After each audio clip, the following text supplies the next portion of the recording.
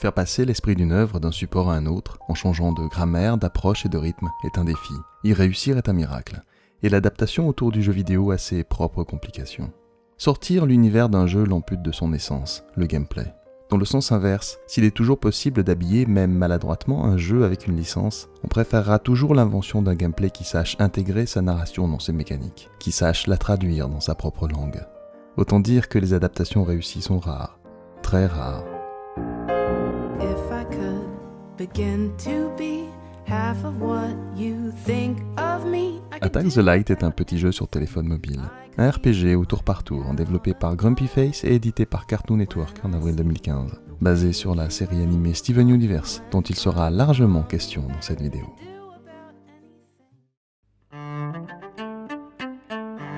Les mécaniques du jeu suivent, après l'avoir largement allégé, la recette de l'excellent Super Mario RPG de Squaresoft. On explore de petits environnements chatoyants où se déroulent au tour par tour des combats dynamisés par des actions rythmées et variées en fonction de leurs attaques.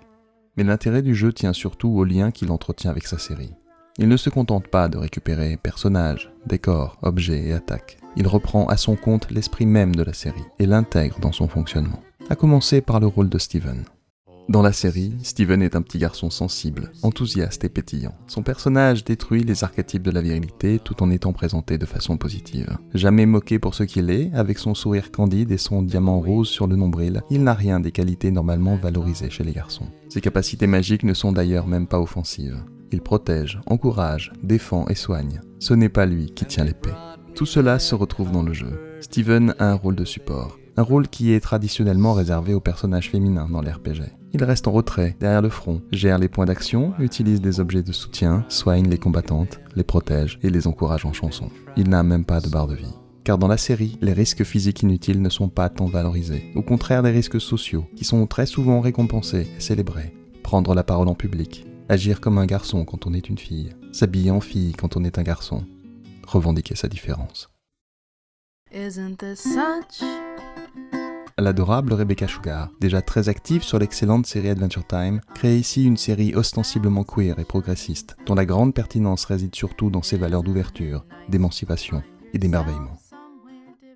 Sa volonté était clairement de briser les codes de la série pour garçons en renversant les proportions et en proposant des personnages féminins nombreux, forts et divers, autant dans leur personnalité que dans leur apparence. Déterminés, héroïques, rebelles et responsables, les femmes dans l'entourage de Steven sont autant de modèles pour lui que pour l'audience de la série. En particulier Garnet, Pearl et Amethyst, qui s'occupent de lui au quotidien et qui se battent à ses côtés. Et on retrouve leurs forces et leurs valeurs dans le jeu. Elles commencent directement au niveau 9000, alors que Steven commence au niveau 1. Et ce sont elles, et seulement elles, qui prennent les risques et qui combattent en enchaînant des attaques toujours plus spectaculaires. Se reflète alors dans l'organisation de cette petite équipe le fonctionnement de leur famille atypique dont la structure si particulière est sans cesse valorisée. Car la série est l'avocate revendiquée des structures familiales modernes, recomposées et de l'homoparentalité. L'homosexualité est d'ailleurs un autre thème important de la série. Les personnages LGBT sont présentés de façon positive et stimulante. On y croise des couples lesbiens et même un personnage agenré. Une diversité qui ne s'arrête pas là, puisqu'on trouve également beaucoup de personnages racisés dans la série ainsi que dans le casting vocal, comme Estelle qui double Garnet et qu'on a pu voir entre autres dans la série Empire.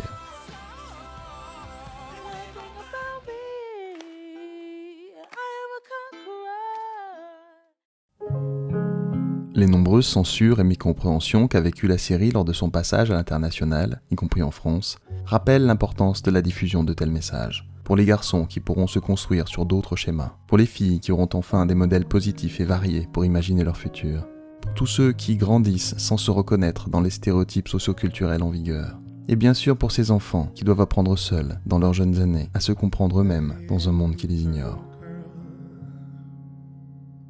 Un discours que les développeurs de Grumpy Face semblent avoir compris, en faisant de cette série queer un jeu queer. Et avec cette belle retranscription de l'esprit de la série, ils ont construit une véritable résonance ludonarrative. Chris Graham, le fondateur du studio, se vantait d'ailleurs en janvier dernier sur Twitter de voir son jeu être considéré parmi les jeux les plus gays de l'année.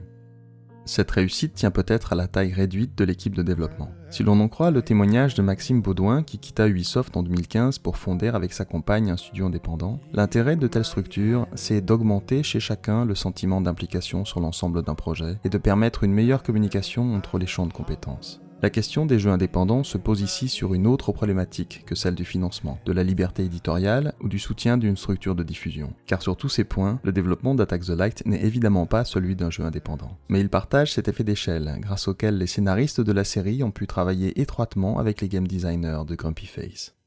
Le studio n'en est pas à sa première collaboration avec Cartoon Network, puisqu'il s'est déjà occupé du développement d'un autre jeu mobile, adapté de la très populaire et très talentueuse série Adventure Time, dont les liens avec le jeu vidéo, autant visuels que musicaux, sont nombreux.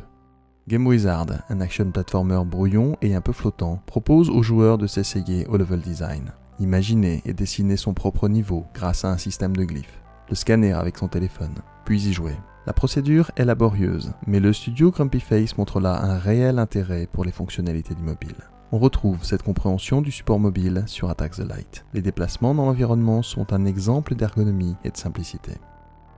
Le développement s'est fait à sens contraire de tout ce qui se fait aujourd'hui sur mobile. Les développeurs ont travaillé étroitement avec l'équipe des scénaristes plutôt qu'avec celle des managers. Le gameplay s'est adapté à l'esprit de la série et non aux logiques commerciales. On est ainsi dispensé des mécaniques de free-to-play et de leurs microtransactions.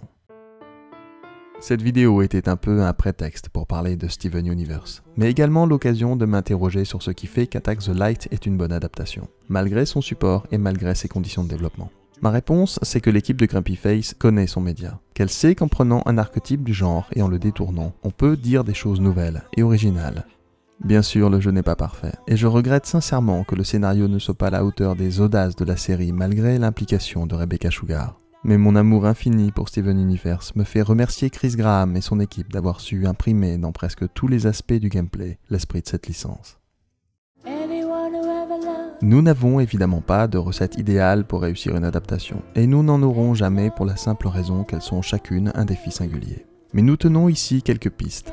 Si Attack the Light est une réussite, c'est qu'il a compris à la fois l'essence de son média d'origine, la nature de son propre média et les spécificités de son support, dans les limites de sa catégorie.